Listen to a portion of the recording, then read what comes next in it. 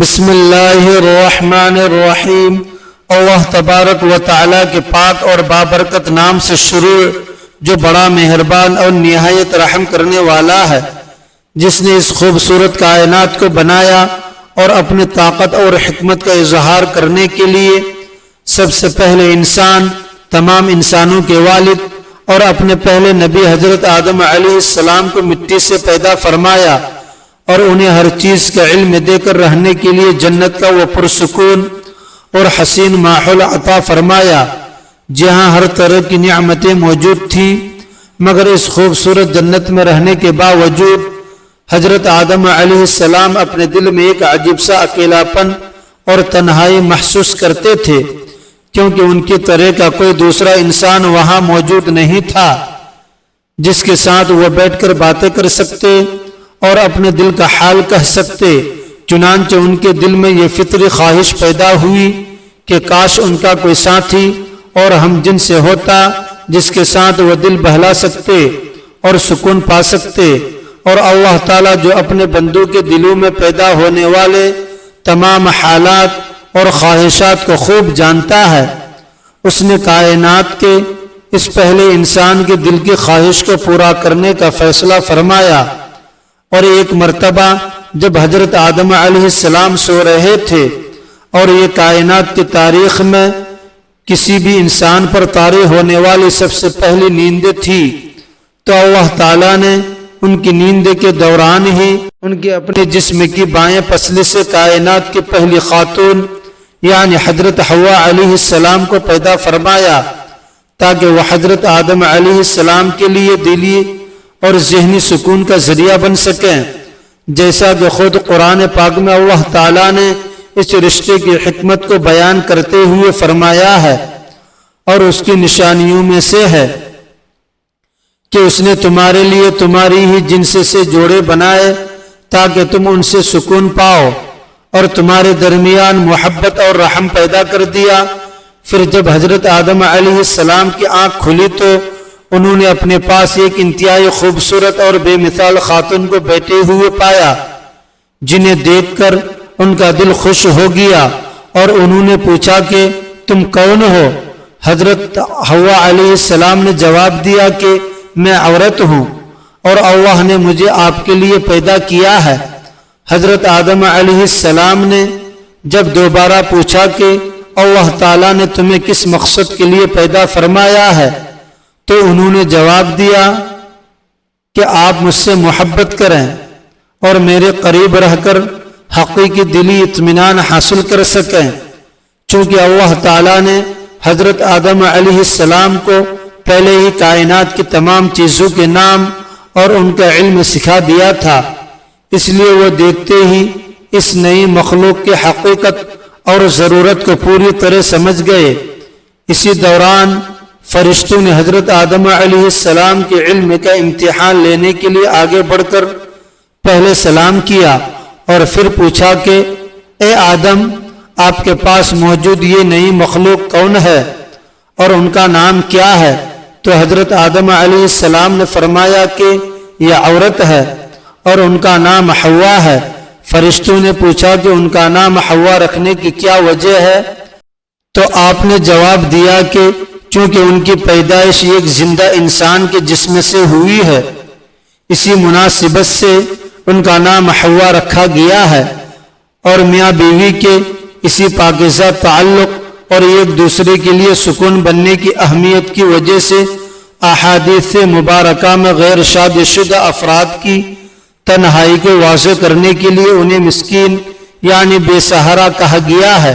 کیونکہ زندگی کا کوئی مستقل ساتھی نہ ہونے کی وجہ سے انسان دنیا میں اکیلا رہ جاتا ہے۔ یہی وجہ ہے کہ دین اسلام میں جوان اولاد کی جلد شادی کرنے کی ترغیب دی گئی ہے، تاکہ معاشرہ برائیوں سے پاک رہے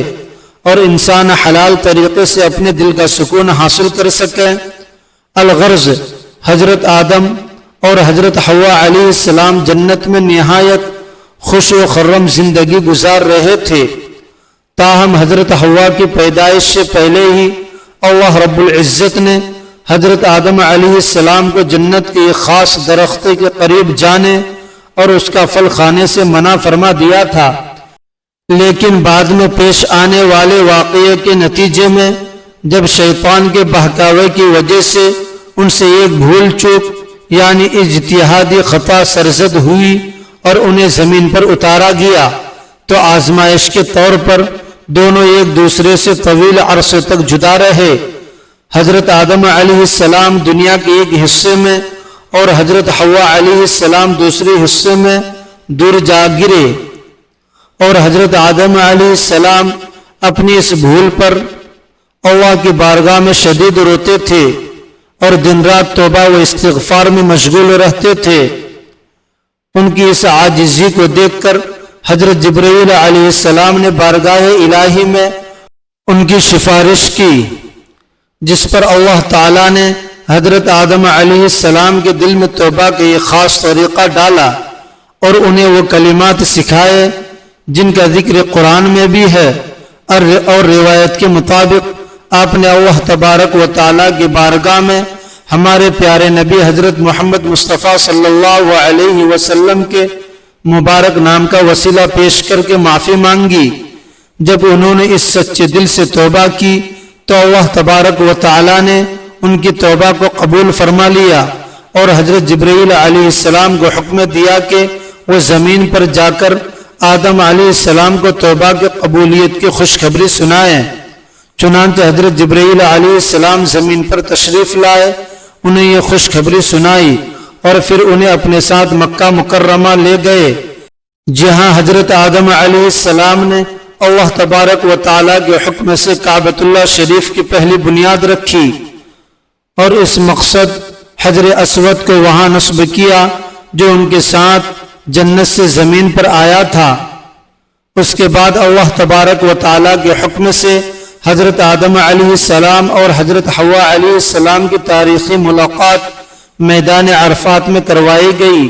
جہاں دنیا کی کٹھن حالات اور طویل جدائی کے باعث دونوں کے ظاہری حلیے میں کافی تبدیلی آ چکی تھی،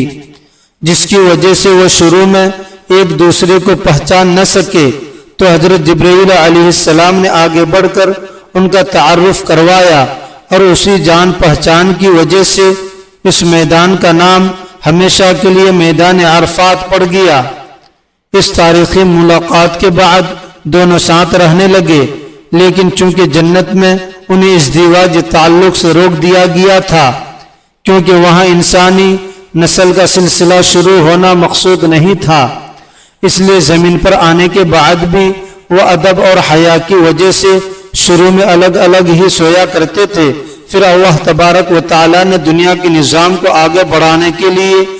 حضرت جبرائیل علیہ السلام کو حکم دیا کہ وہ آدم کے پاس جائیں اور انہیں حضرت حوا سے میاں بیوی کا تعلق قائم کرنے کا کہیں اور انہیں اس عمل کے ضروری اور پاکیزہ آداب بھی سکھائیں۔ چنانچہ جب حضرت جبرائیل علیہ السلام یہ پیغام لے کر آئے تو حضرت آدم علیہ السلام نے پوچھا کہ یہ عمل کیا ہے اور اسے کیسے کیا جاتا ہے۔ تب حضرت جبرائیل علیہ السلام نے اللہ تبارک و تعالیٰ کے حکم کے مطابق انہیں ازدواجی ملاپ کے طریقے اور ضروری آداب سکھائے، اور حضرت آدم علیہ السلام نے ان ہدایات کے مطابق اپنی اہلیہ سے قربت اختیار کی، اور جب وہ اس عمل سے فارغ ہوئے تو حضرت جبرائیل علیہ السلام نے پوچھا کہ آپ نے اپنی بیوی کو کیسا پایا؟ تو حضرت آدم علیہ السلام نے فرمایا کہ میں نے انہیں بہت اچھا اور اپنے لیے دلی سکون کا باعث پایا ہے۔ یہاں یہ بات واضح کرنا بہت ضروری ہے کہ بعض پرانی یا ضعیف کتابوں میں اس پہلی قربت کے بعد حضرت حوا علیہ السلام کی طرف سے جو مخصوص باتیں اور مکالمے لکھے گئے ہیں،